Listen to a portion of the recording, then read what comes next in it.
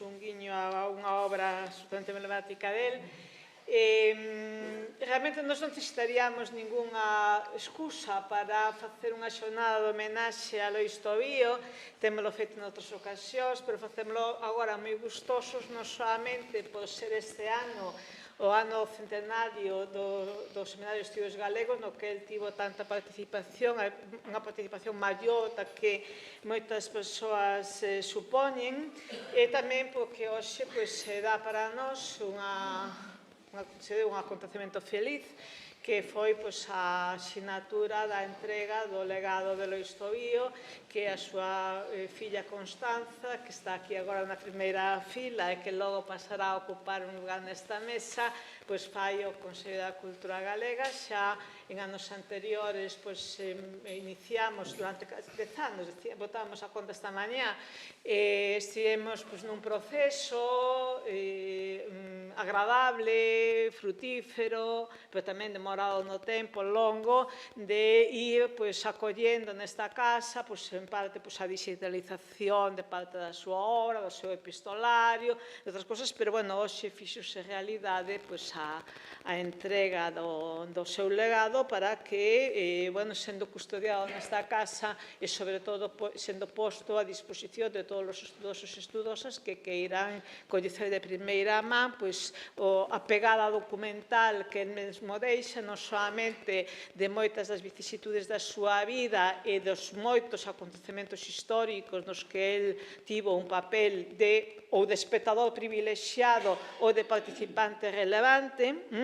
e que realmente que nos próximos anos que poida avanzar tamén para toda a sociedade galega o coñecemento que se ten dunha vida que foi unha vida rica, feliz e entregada durante prácticamente un século a Galicia.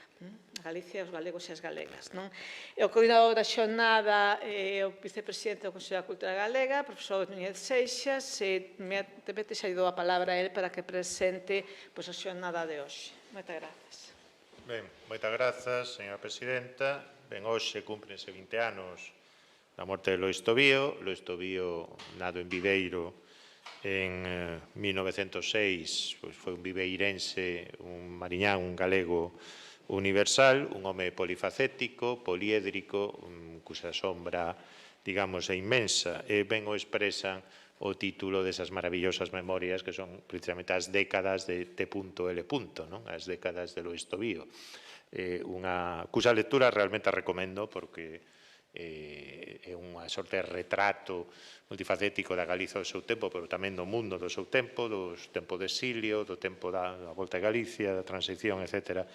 que está cheo de colorido, dunha ollada fina, aguda, que eran características que o definiron. É unha persoa, un persoaxe, digamos, dos que fixeron grande a Galicia no século XX, un persoaxe que, ademais, reunía moi diversas facetas, unha faceta como diplomático, unha faceta como activista pro da cultura galega, como exilado, como militante no exilio, pero tamén como experto xurídico, como creador en diversos eidos da cultura e da arte, dende a súa, sobre todo, a súa participación, por exemplo, no Congreso de Emigración Galega de 1956 en Bos Aires, ou o seu labor de certa asesoría na creación do Consello de Galiza, por citar só algúns exemplos,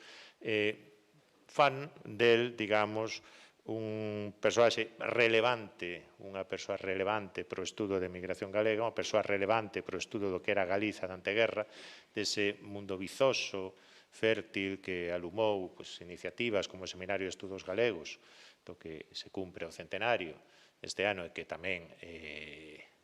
digamos, tivo un grande pulo grazas a persoaxes, grazas a personalidades como a él,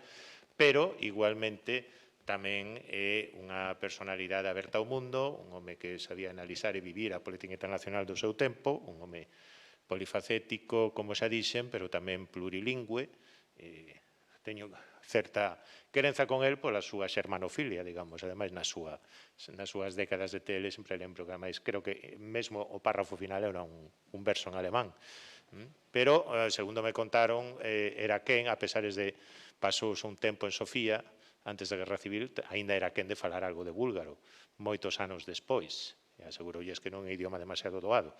É dicir, isto fala un pouco do interese en si mesmo da personalidade de Luís Tobío como persoaxe chave da cultura galega, persoaxe clave para entendermos tamén as dinámicas do exilio e de migración galega, persoaxe tamén clave para entender o que foi aquela xeración da Segunda República en Galicia, e non só en Galicia,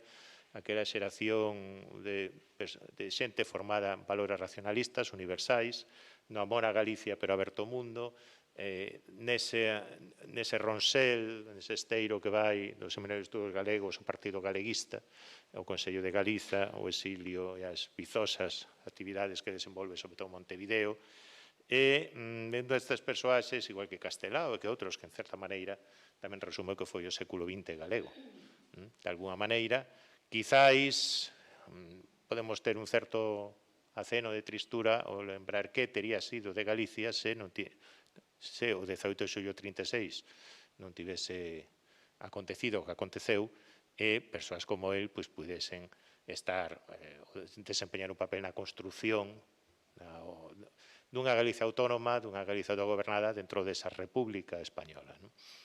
As cousas foron como foron, pero, en todo caso, quédanos o seu legado inmenso, un legado que, grazas á xenerosidade da súa familia, da súa filla, que presente, de Constanza, pois podemos agora custodiar para ben, para desfrute de todos, de Galicia, da súa Galicia natal, pero tamén, obviamente, de todo o universo, porque iremos poñendo na rede na medida en que poidamos, ou creo que máis ou menos ese é o compromiso para desfrute, digamos, de todo o universo. Penso que a nosa homenaxe a unha persoa como Luís Tobío, por iso mesmo, neste acto, aparte en primeiro lugar, intervirá a súa filla, Constanza Tobío, catedrática de Socioloxía da Universidade de Carlos III de Madrid, que fará unha lembranza do seu pai, e despois teremos unha mesa redonda sobre precisamente ese poliédrico legado de Luís Tobío, onde eu me limitarei a ser, sinceramente, un mantedor para darlle esa palabra a tres persoas, tres expertos e expertas que o farán moito mellor que a min. En primeiro lugar, Ramón Villares, catedrático de Historia Contemporánea da USC, que se ten achegado ao exilio republicano, o exilio galego, o exilio republicano en diversas obras. Marga Romero, profesora, estudosa da obra de Lois Tobío, poeta, tamén xermanófila como Lois Tobío, e que tamén lle ten adicados varios traballos. Emilio Xosé Insua, co que ten como unha patria, a patria chica, cando menos, outro viveirense universal, da cabalo entre Viveiro e Cambados, pero autor de numerosas obras sobre a época das Irmandades da Fala, sobre a xeira das Irmandades da Fala, sobre a migración e o exilio, e tamén, naturalmente, un bo coñecedor da obra de Lois Tobío. Bueno, sen máis, pois, gracias a todos por estar aquí, a todos e a todas, pois é hora de comezar.